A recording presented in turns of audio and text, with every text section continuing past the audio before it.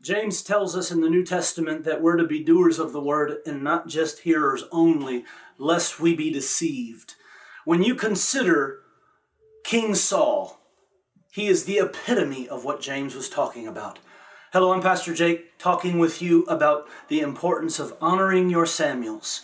When we look at King Saul, he is a perfect picture of studying someone who has all the potential in the world, but it's wasted because they outgrew humility. They outgrew depending on the Lord. They outgrew considering the Word of God and hearing from a prophet, a true prophet of God, and following through with the instruction. He's the example that James tells us about. It is the scariest thing in the world to me to be deceived. This is the worst of all sins you could ever fall into the trapping of, because you literally all by yourself are convinced that what you're doing is right, how you're living is right, how you're representing God is sound and aligned with heaven, when in reality you're disjointed.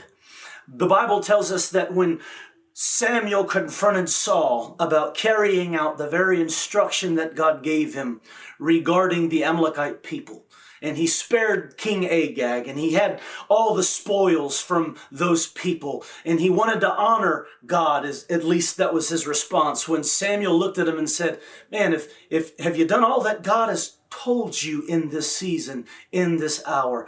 And Saul, with great pride, looked at Samuel the prophet and said, alas, I have done all that God has told me to do.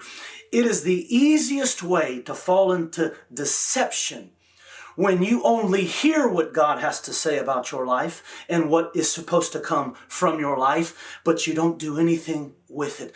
We have people in churches today in America right now that are looking for the great next prophetic word that would be released over their life for that season, for their future, for their destiny. And sometimes we don't see a manifestation at all happen with that word. And a great deal of why is because we didn't carry out the word God spoke to us last.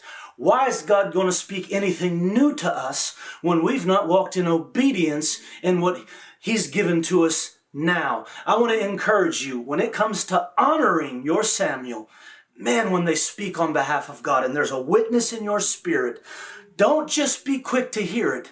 Be quick to follow through with it, because that might just make the difference as to whether or not you keep that crown on your head.